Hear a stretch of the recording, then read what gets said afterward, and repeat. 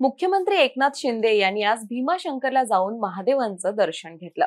श्रावणातल्या शेवटच्या सोमवारचं औचित्य साधत मुख्यमंत्र्यांनी महादेवाच्या पिंडीची विधिवत पूजा केली। यावेळी मुख्यमंत्र्यांचे सुपुत्र खासदार श्रीकांत शिंदे हे देखील उपस्थित होते। मुख्यमंत्री शिंदेंच्या याच दौऱ्यामुळे चर्चेत आला तो शरद पवारांचा एक जुना किस्सा। खरं तर अनेक राजकारणी हे भीमाशंकरच्या दर्शनाला येत असतात, परंतु शरद पवार आणि भीमाशंकरचा हा किस्सा काही औरच आहे।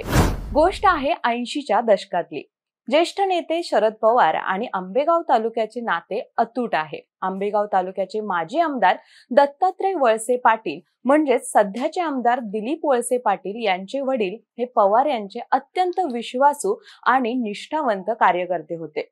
श्री क्षेत्र भीमाशंकर येथील शिवलिंगाच्या दर्शनासाठी शरद पवार यांनी यावे असा स्वर्गीय दत्तात्रय वळसे पाटील यांचा आग्रह होता। त्यानुसार पवार दर्शनासाठी भीमाशंकरला आले होते। तेव्हा पवार हे राज्याचे उद्योग मंत्री होते। भीमाशंकर येथे टेकडीवर वन खात्याचे विश्रामगृह होते। त्यावेळी तेथे विजेची सोय नव्हती। प्रकाशासाठी कंदील, दिवे होते। एका खोलीत पवार यांची राहण्याची व्यवस्था केली होती। शरद पवारांना रात्री 1च्या सुमारास थोडीशी हालचाल आणि गारवा जाणवला। क्षणार्धात ते उठून बसले तर त्यांच्या अंगावरून एक साप सरपटत खिडकीतून बाहेर जाताना दिसला। हे पाहून पवार सुन्न झाले।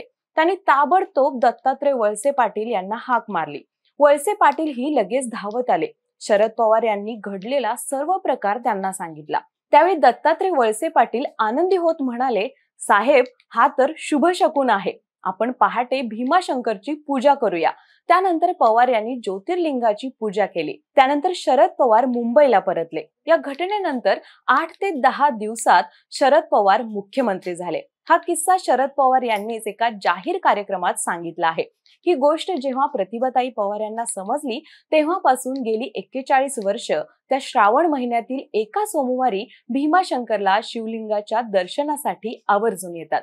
अशातच आज मुख्यमंत्री एकनाथ शिंदे यांनीही भीमाशंकरला येऊन महादेवाचं दर्शन घेतलं। त्यामुळे आगामी निवडणुकीत शंकर भगवान एकनाथ शिंदे यांना पावणार का हे पाहणं औत्सुक्याचं ठरणार आहे।